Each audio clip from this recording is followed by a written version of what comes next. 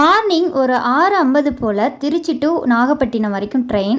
So ticket பார்த்தீங்கன்னா 35 only. மொத்தமாக எங்கள் ஃபேமிலியில் ஒரு 10 மெம்பர்ஸ் போயிருந்தோம். காலையில் இட்லி வீட்லேயே சுட்டு எடுத்துகிட்டு போயிட்டோம். ஆஃப்டர்நூன் லஞ்சு கூட வீட்லேயே செஞ்சு எடுத்துகிட்டு போயிட்டோம். நாகப்பட்டினத்துலேருந்து வேளாங்கண்ணி போகிறதுக்கு ஒரு ட்ரெயின் பிடிச்சிட்டு வேளாங்கண்ணிலேருந்து ரூம் போகிறதுக்கு ஒரு கார் வந்து அரேஞ்ச் பண்ணி போனோம். கார் பார்த்தீங்கன்னா 300 சார்ஜ் பண்ணாங்க. ஃபைனலி நாங்கள் வேளாங்கண்ணி வந்து ரீச் ஆகிட்டோம். போன உடனே ரூம் தேடி பார்த்தோம், எங்கேயுமே கிடைக்கல. அப்புறம் ஆளுக்கு ஒரு பக்கமாக போய் எப்படியோ ஃபைனலாக ஒரு ரூமை வந்து கண்டுபிடிச்சி புக் பண்ணி ஏசி ரூம் தான் வேணும்னு சொல்லி அடம்பிடிச்சு எங்கள் அப்பா கிட்ட கேட்டு எப்படியோ ஒரு ஏசி ரூம் கிடச்சிருச்சு.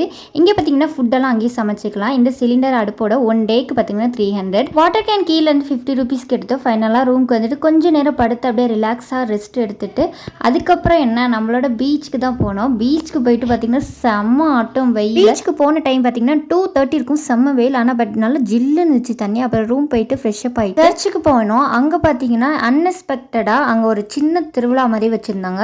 அந்த தேர் பார்த்தோன்னே எங்களுக்கு கொஞ்சம் நல்லா இருந்துச்சு மனசுக்கு. இது காட் பிளெஸ்ஸின்னு கூட சொல்லலாம். அவ்வளோ சூப்பராக இருந்துச்சு. நெக்ஸ்ட் vlogல பார்க்கலாம். தேங்க்யூ.